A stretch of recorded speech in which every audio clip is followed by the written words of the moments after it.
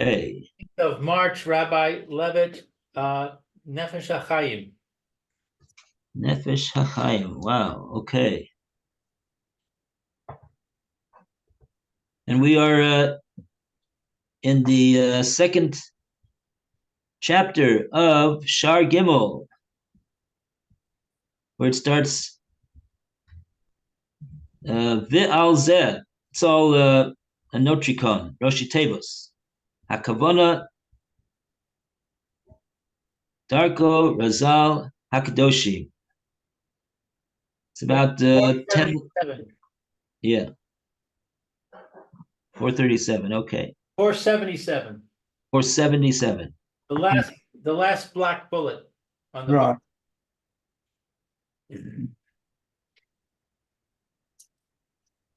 Okay, Roy is reading for us.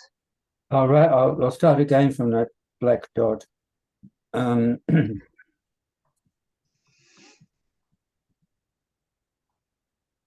Ve'al zo hakavana all the devar say zichronon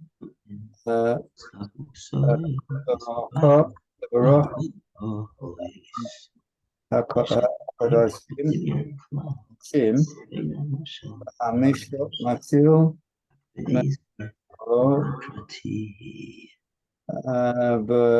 Inyan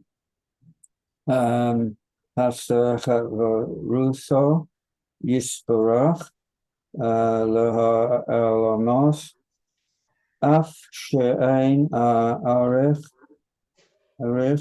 B'dibunyon Kolol Bein Hamashal V'Hanimishol Brak V'Azeh Devor Parti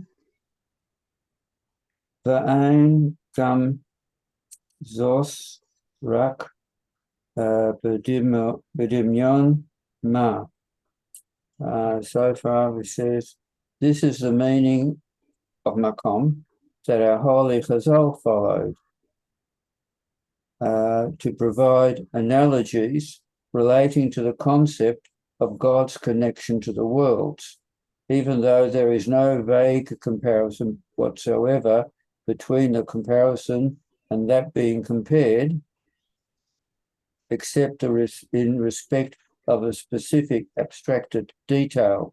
And even in this detail is only just an analogy.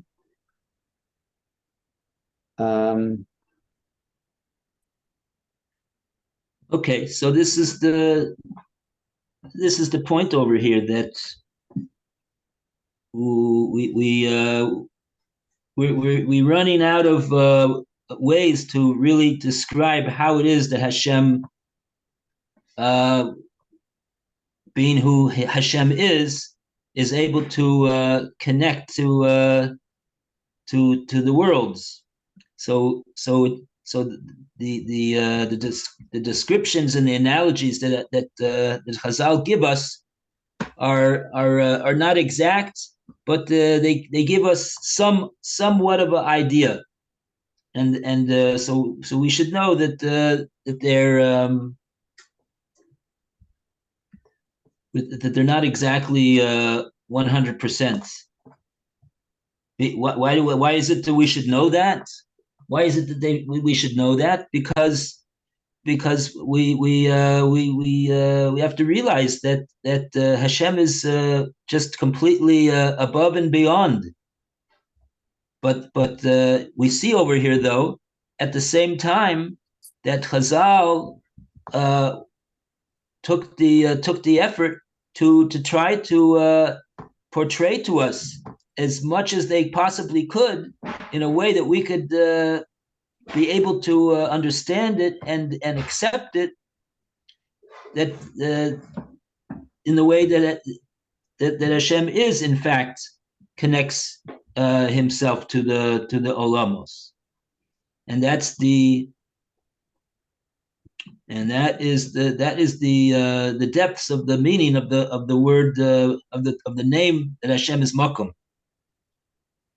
some of the that the use of that name is a way that Chazal had to give us these analogies and descriptions of how it is. So even though the Nefesh Hahaim is pointing out that it's not 100%, but even though it's not 100%, they still wanted us to know this, because the bottom line, we have to know that Hashem is connected to the worlds, and it's not like the Goyim say that Hashem is right. The Goyim say Hashem is so above and beyond and so spiritual that he has no connection.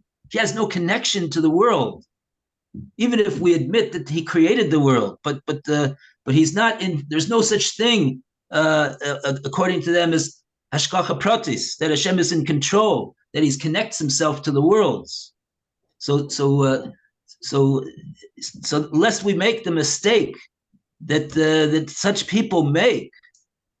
So Chazal are telling us in a way that we can understand and accept that no, it's the truth of the matter is that Hashem is connected to the worlds, and there is hashgacha, and Hashem knows everything and is involved in everything, and it does concern him. I think that is one of the reasons why that Chazal wanted so much to try to describe to us what the nature of Hashem's connection is, even though it's not exact.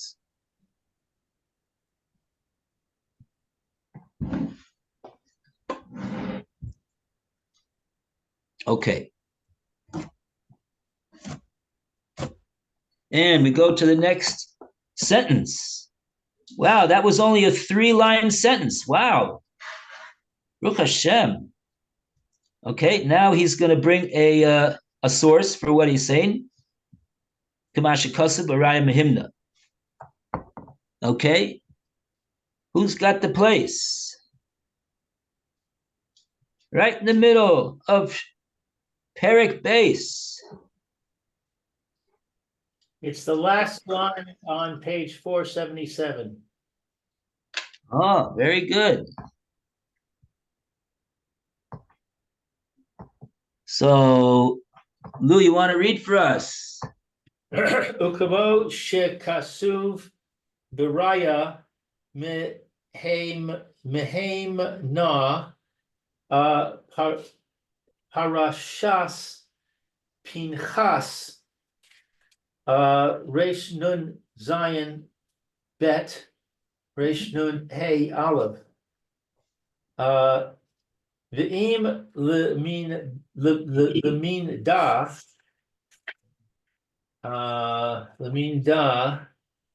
kule. All right, let's try and translate that. Let's see. It's like that which is written in the proof.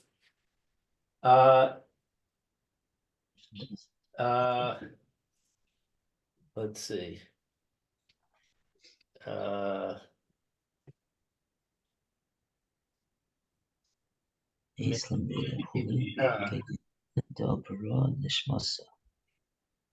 not sure what Behem Na is. You have do you have a translation of the Zohar? I have a translation, but it's not lining up. Let's see. As per, one should know in a similar way, Right. he created the soul. So he created Oh wow. Yeah, it's quite sparing in the yeah. in the quotation over here. You can't even how are we possibly supposed to understand what's going on here without he's just he's I think he's purposely telling us just a few words, because you know why?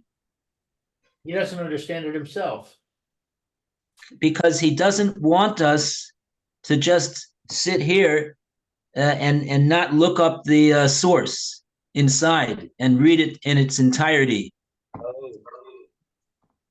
And so therefore he only quotes a couple words over here so that we'll realize that, oh, there's no way for us to understand what's going on here without looking up the source over here in the Raya Mehimna in Parshas Pinchas. Right. So okay, so we're not going to do that because we don't have that sefer, but we'll just continue from there. Uma Riban Olmim. This is also in Aramaic, but he's gonna quote. You know what? Maybe there's no reason for us to break our teeth on this Aramaic. You have, if you have you probably have the translation of the Zohar into English over there at that point. And just like the master of the world, Ein Lo Shem Yodua, he doesn't have a known name or a known place. You have that? Yeah. But, yeah, okay. But his rule is over all sides. Similarly, a soul does not have a name or a known place in all the body, but it rules over all sides, and there is no limb devoid of it. With all these names and descriptions, he is called over all the worlds to show that his rule is over them. Similarly, it is with the soul, because its rule is over all the limbs of the body. It is analogously compared to him, but it is not that the soul is similar to him in its essence, as he created it. And furthermore, and because of this, the soul is similar to him in the way that it rules over all the limbs of the body, but is not similar in any other way. Referred to the source at length.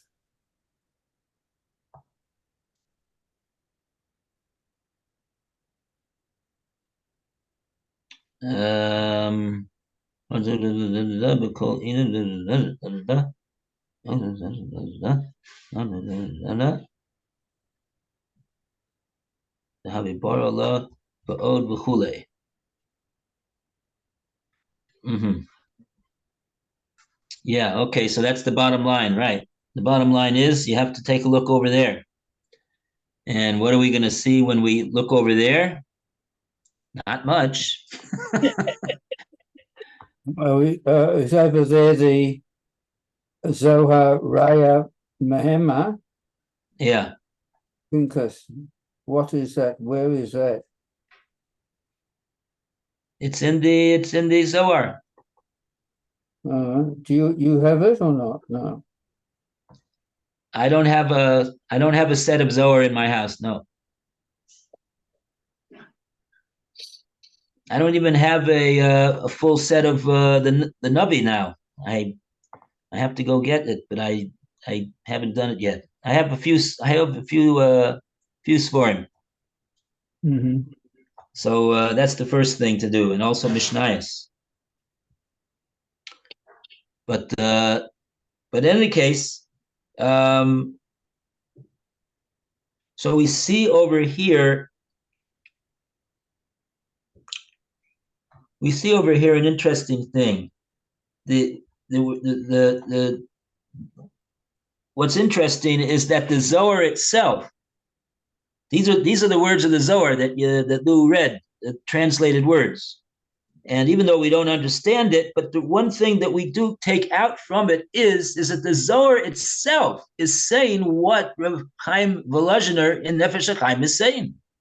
And that is that the Zohar is saying, the Raya Mehimna is a section of the Zohar, is saying that the mashal that we're using over here in the Zohar of Hashem connecting to the Olamos is comparable to the way that the neshama connects to a guf,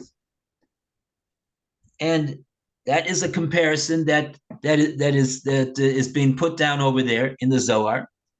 And it says over there in the Zohar, though, that even though it's not an exact comparison, of course, those were the very words of the Zohar. I don't think they were the words of the translator.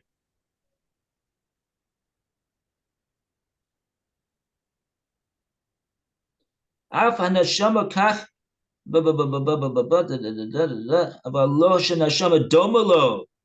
right?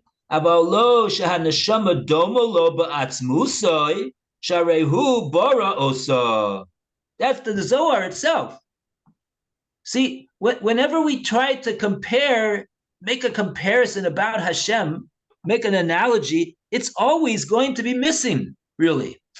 It's always missing because there is no comparison to Hashem. That's the whole point. Hashem is in a category by himself, and nothing is comparable to him whatsoever, really.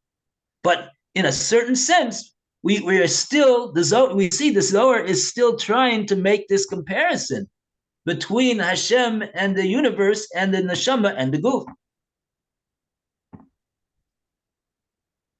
And the basis of the comparison is this follows. Even though Hashem is his place is not known, his name is not known. What's that mean? We don't really know really the essence of Hashem. We don't really know where he is, but nevertheless, we do know that he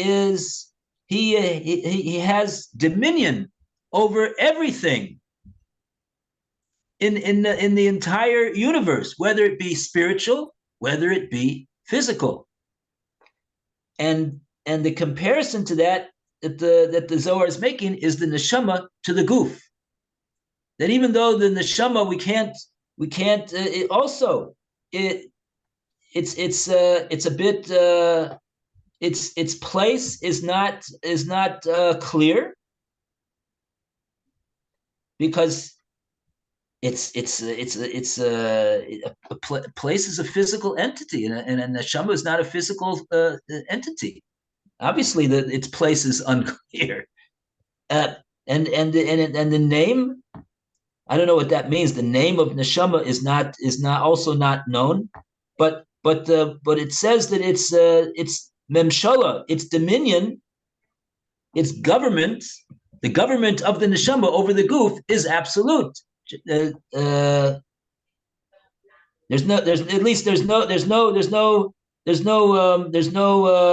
no part of the guf that doesn't have memshala, government and dominion from the neshama. So this doesn't mean, of course, that a person doesn't have bechira, but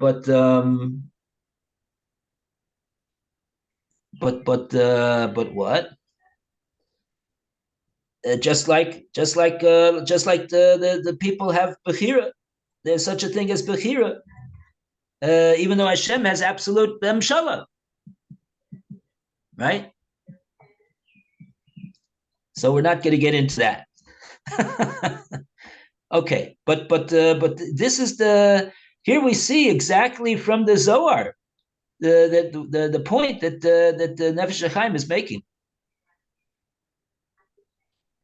Lo shehaneshama domalo ba'atzmuso. It's not really that the neshama is similar to Hashem in its essence, because nothing is similar to Hashem in essence. Hashem is the creator, and there's no other creator. Nothing other than Hashem. There's Hashem is the one that created everything, and what is we don't create anything. We're in a different category. So therefore, the comparison is not complete, but it does have a certain aspect to it that we're trying to bring out, and that's the memshala. Hashem's memshala is absolute, like the neshama's memshala over the guf is absolute. Okay. And with that, we will conclude.